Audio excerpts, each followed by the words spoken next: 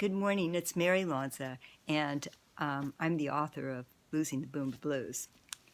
I have recently did a revision of my book. Here it is. I wanted to change the cover, and also in the inside I wanted to make some minor changes. In so doing, I made another blunder that I'm aware of. Maybe others can find more blunders, but there's one that I did that I'm not too happy about. So, anyway. Oh, to err is human. So here is the Boomer Blues right there. And I want to read it to you because it's an easier way for you to go. You can just listen to me read it here on YouTube. Chapter 1, January 2017. Mary Jane and Lucy welcome the new year. After the hustle and bustle of the holiday season, Mary Jane and Lucy met for a bite to eat at the Cliff House. Over steamed clams, poached prawns, and Dungeness crab cakes, the trio caught up and reminisced about their long history together. The iconic restaurant had been their favorite meeting place down through the years. Although all three women felt at home, they agreed the atmosphere wasn't the same as it had been when they were young.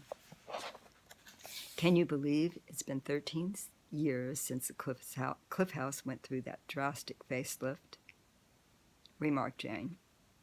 Even though it has the same ocean views, the renovation changed the overall feel of the restaurant. Can't you sense it?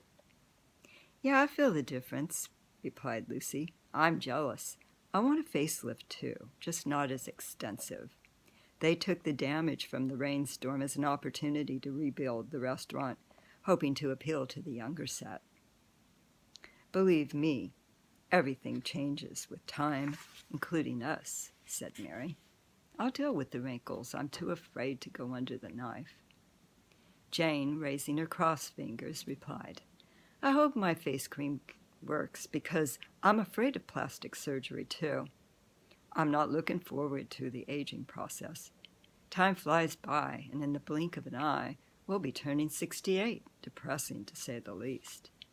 Lucy said, smiling at her friends, Thank God we have one another to lean on.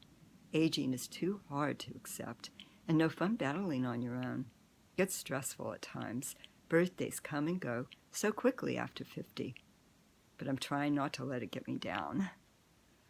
Mary, trying to change the depressing topic, brought up a mutual friend to the group. Joni Cohen phoned me last night with some great news. Our 50th year class reunion is coming up. Jane replied, Oh boy, that will be a blast. When's the big event? In September, and Joni's securing the high school gym for dinner and dancing. Sounds like it will be a lot of fun. Hanging on to a fear of aging, Mary continued, I'm sure everyone will be checking one another out. I've aged, that's a simple fact. But being on display with people who knew me at 18 and them seeing me now makes me a little nervous. Well, replied Jane, the hard, cold fact is that we've all aged. So we're all in the same boat. Yeah, I suppose, but I hope they won't have a hard time recognizing me, replied Lucy. How embarrassing it'll be if no one has a clue. They'll recognize you, Lucy, replied Mary. You still have your baby face, bleach blonde hair, and big, soulful brown eyes. I'm gray with laugh lines and frown lines, but I have a feeling they'll know who I am. Jane responded with a sly smile. My hair's still short. Thanks to the genie in the bottle, it's brown with light blonde highlights. I'm keeping the wrinkles at bay, too, thanks to Botox and fillers. Don't let the cat out of the bag. No one else needs to know. Mary replied, Your secret's safe with us. No worries, right, Lucy? Mum's the word. Jane turned to look out the window and in a contemplative tone said, I fondly remember all those happy times we spent at the bar looking out at the Seal Rock. We celebrated so many birthdays together throughout the years. That we did, replied Lucy. I recall when we met up here to celebrate Fred's 21st birthday. We sat in the main dining room, overlooking the ocean. He walked in and did a double take. Boy, was he surprised to see the gang instead of just me. He'd been home from Vietnam for only 2 weeks. Luckily, I managed to get his war buddy, Bill Travers, to fly in and join us. Remember that? I remember it like it was yesterday, replied Jane. I'll never forget how shocked Fred was when he walked in and saw all of us. Getting Bill to join us was the best birthday gift you could have ever given him. It also worked out well for Bill when you introduced him to Judy. He ended up becoming a San Francisco transplant and left the Windy City behind. They hit it right off. I think it was love at first sight. They made such a cute couple back then. Yeah, and after all these years, they're still together, replied Lucy. Fred and Bill are still close friends and dedicated volunteers at Swords to Plowshares. They've spent over 40 years helping wounded and homeless vets.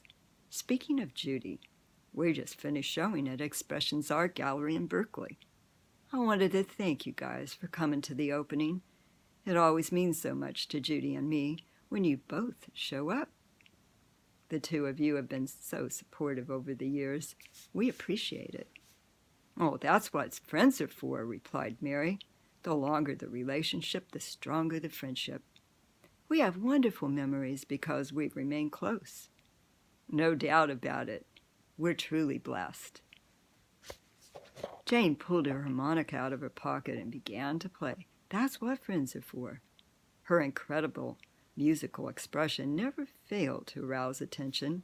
The surprised patrons were amused and then taken aback as she began to sing, and soon they all joined in. Jane loved sharing her amazing gift with everyone.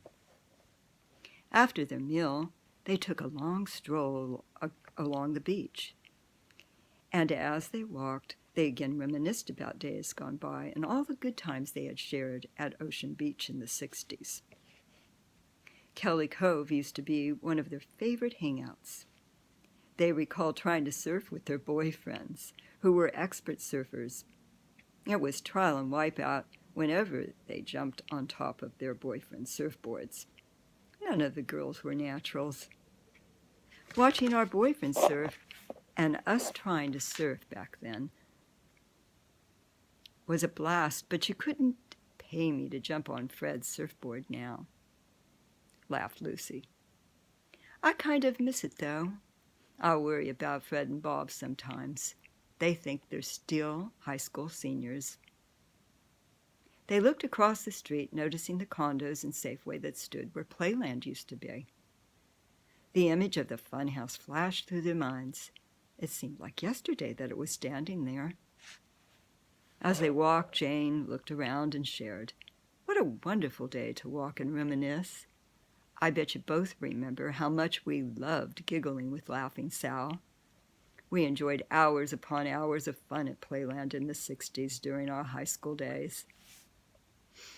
While the guys surfed, we had a ball playing carnival games, spinning on the giant record and sliding down the big wooden slide on burlap bags. Do you remember that? Wow, I sure do, Mary said excitedly. Later, we'd walk up the road to Doggy Diner on Sloat and buy hot dogs for our hungry surfer boys. They'd build a bonfire on the beach, and we'd cuddle with them around the fire while they scarfed down the hot dogs. Man, I sure miss those precious carefree moments. So many great memories of our teenage years with our first and only loves, responded Lucy. Bob's Woody station wagon was falling apart, but somehow it always got us home. We'd pile into that old Woody, almost frozen to death, and patiently wait while the guys secured their surfboards on the top of the roof. It was so much fun driving around in that old wagon. Well, I'm almost at my 10-minute maximum here on YouTube, so I'm going to pause for now and return later.